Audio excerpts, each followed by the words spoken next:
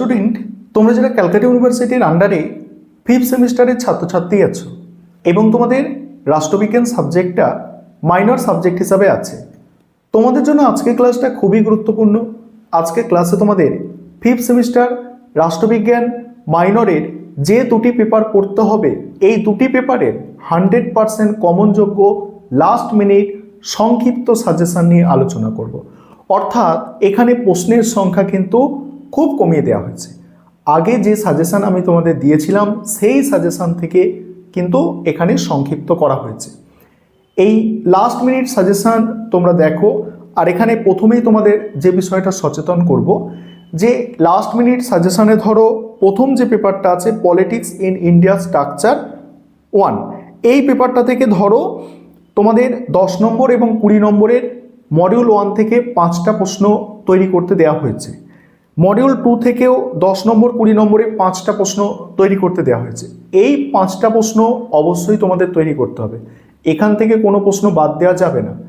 কারণ তোমাদের পরীক্ষার কালকে রুটিন পাবলিশ হয়েছে, তোমরা সেখানে দেখেছো যে তোমরা যারা 5th সেমিস্টারে কোনো সাবজেক্টে অনার্স নিয়ে পড়ছো, তোমাদের এই রাষ্ট্রবিজ্ঞান সাবজেক্টটা মাইনর পেপার হিসাবে আছে, তোমাদের পরীক্ষা আগে হচ্ছে এবং তোমরা যারা এমডিসি কোর্সের স্টুডেন্ট আছো তোমাদেরও এই মাইনর পেপারটা পরীক্ষা হচ্ছে, কিন্তু তোমাদের পরীক্ষা কয়েকদিন পরে হচ্ছে। তাই দুটো সেট তৈরি হবে, দুটো কোয়েশ্চেন পেপারের সেট তৈরি হবে এই একই সিলেবাসের ওপর, একই সাজেশনের ওপরে। তাই এখান থেকে কোনো প্রশ্ন বাদ দেওয়ার চেষ্টা করবে না। লাস্ট মিনিট সাজেশন মানে প্রতিটা প্রশ্ন তোমরা ভালো করে দেখবে।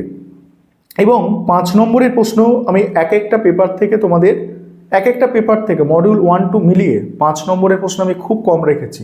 ধরো একটা পেপার থেকে 5টা বা 6টা 5 নম্বরের প্রশ্ন দেওয়া আছে, ঠিক তোমাদের পরীক্ষার কোশ্চেন পেপারে যেমন দেওয়া থাকে।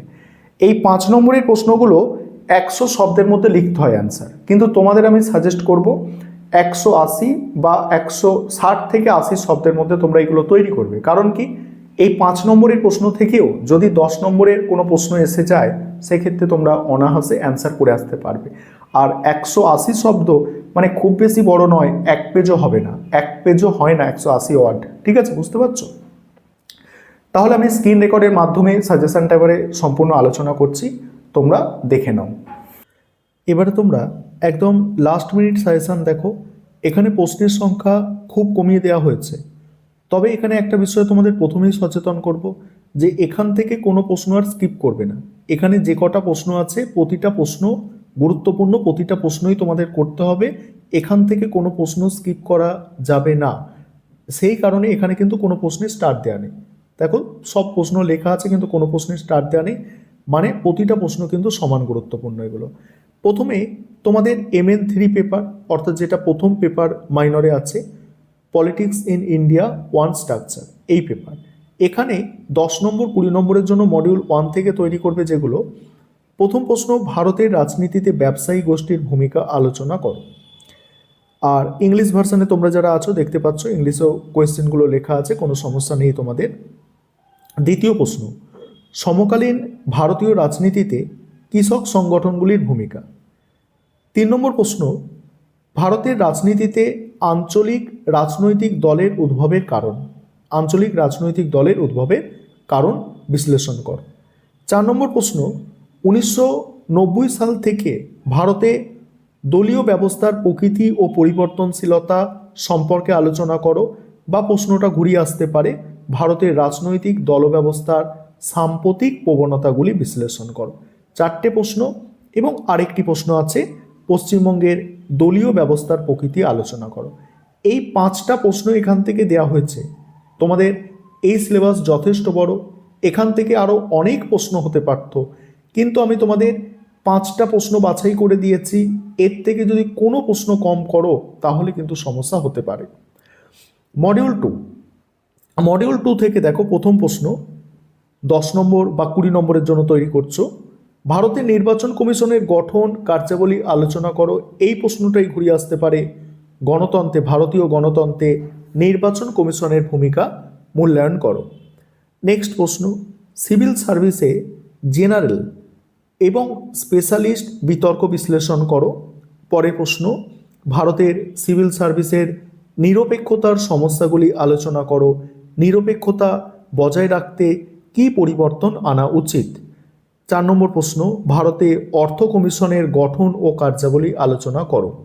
তারপরে দেখো 5 নম্বর প্রশ্ন, অন্তরাজ্য পরিষদ ও আঞ্চলিক পরিষদের মধ্যে তুলনামূলক আলোচনা করো। এবার দেখো 5 নম্বরের প্রশ্ন। 5 নম্বরের প্রশ্ন এই পেপার থেকে, এখানে মডিউল 1 এবং মডিউল 2 অ্যাডজাস্ট করে 5 নম্বরের প্রশ্ন তোমাদের দেয়া হচ্ছে। যেভাবে পরীক্ষার কোয়েশ্চেন পেপারে তোমরা দেখতে পাও যে তোমাদের 5 নম্বরের প্রশ্ন কিন্তু মডিউল অনুযায়ী ভাগ করা থাকে না। আর এখানে তোমাদের বলবো যে 5 নম্বরের প্রশ্ন যেগুলো বড় প্রশ্ন তোমরা করছো, ওখান থেকেও 5 নম্বরের প্রশ্ন আসতে পারে বা আসার সম্ভাবনা অনেকটাই আছে। তবে সেপারেট 5 নম্বরের কিছু প্রশ্ন তোমরা দেখে নাও যেগুলো করে যাবে। ভারতের রাজনীতিতে শ্রমিক শ্রেণীর ভূমিকা, ভারতের দল ব্যবস্থার বৈশিষ্ট্য, ভারতে আঞ্চলিকতাবাদের উৎসগুলি লেখো, ভারতের নির্বাচনী সংস্কারের ওপর টিকা, আঞ্চলিক পরিষদের গঠন ও কার্যাবলী আলোচনা করো। এই যে প্রশ্নগুলো, এগুলো তোমাদের 100 শব্দের মধ্যে পরীক্ষায় অ্যান্সার করতে হয়। তোমরা কি করবে, এগুলোকে 150 থেকে 170 শব্দের মধ্যে করে ফেলবে। তাহলে কি হবে, এখান থেকে যদি কোনো প্রশ্ন 10 নম্বরেরও এসে যায়, 10 নম্বরের প্রশ্ন তোমাদের 150 শব্দে অ্যান্সার করতে হয়, 150 শব্দে। সেক্ষেত্রে তোমরা 10 নম্বরের প্রশ্নগুলো কিন্তু অনায়াসে লিখে আসতে পারবে। যেমন আঞ্চলিক পরিষদের গঠন ধরো এলো 10 নম্বরে, তখন সেটা করছো। নির্বাচনী সংস্কার 10 নম্বরে দিয়ে দিয়েছে, তখন সেটা করে আসতে পারছো। এইভাবে একটু বুদ্ধি করে পড়ো পরীক্ষার সময়। এবার হচ্ছে MN4 পেপার। MN4 পেপার দেখো, MN4 পেপারের নাম হচ্ছে ইন্ডিয়ান পলিটিক্যাল থট 1। এই পেপারটা দেখো, এই পেপার থেকে প্রথমেই মডিউল 1-এর 10 নম্বর 20 নম্বরের জন্য যে প্রশ্নগুলো তোমরা তৈরি করবে, দেখো প্রথম প্রশ্ন, কূটনীতি সম্পর্কে কৌটিল্যের ধারণা আলোচনা করো। দ্বিতীয় প্রশ্ন, কৌটিল্যের সপ্তাঙ্গ তত্ত্ব ব্যাখ্যা করো। 3 নম্বর প্রশ্ন, প্রাচীন ভারতের রাষ্ট্রচিন্তার প্রধান বৈশিষ্ট্য আলোচনা করো। 4 নম্বর প্রশ্ন, মধ্যযুগের রাষ্ট্রচিন্তায় আবুল ফজলের অবদান আলোচনা করো। 5 নম্বর, মধ্যযুগের রাষ্ট্রচিন্তায় বারাউনির অবদান আলোচনা করো। এর সঙ্গেই অথবা আছে বারাউনি আবুল ফজলের চিন্তার একটি তুলনামূলক আলোচনা। এখানে এই যে কৌটিল্য দিয়ে একটা প্রশ্ন তোমরা পরীক্ষায় পাবে, হয় সেটা কৌটিল্যের কূটনীতি সম্পর্কে ধারণা বা কৌটিল্যের সপ্তাঙ্গ তত্ত্ব। ঠিক আছে, এই প্রশ্ন তোমরা অবশ্যই পরীক্ষায় কমন পাবে। আর কৌটিল্যের ওই কূটনীতি সম্পর্কে ধারণা বা কৌটিল্যের রাষ্ট্রতত্ত্ব, এটা কিন্তু প্রায় সেম। ঠিক আছে, রাষ্ট্রতত্ত্ব এলেও তোমরা কূটনীতির সম্পর্কে ধারণা লিখে আসতে পারো। আর প্রাচীন ভারতের রাষ্ট্রচিন্তার বৈশিষ্ট্য, এই প্রশ্নটাও মোস্ট ইম্পর্টেন্ট প্রশ্ন। সবই ইম্পর্টেন্ট এখানে তো কোনো প্রশ্ন বাদ দেওয়া যাবে না, প্রথমেই বলেছি।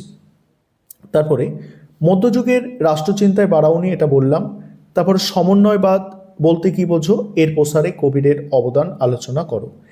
মডিউল 2 থেকে দেখো, মডিউল 2 থেকে 10 নম্বর বা 20 নম্বরের জন্য যে প্রশ্ন তোমাদের তৈরি করতে হবে, এখানে প্রথম প্রশ্ন, ভারতের উদারনীতিবাদের বিকাশে রামমোহন রায়ের অবদান। দ্বিতীয় প্রশ্ন, আইনের শাসন ও সামাজিক ন্যায় বিচার সম্পর্কে রামমোহন রায়ের মতামত আলোচনা করো।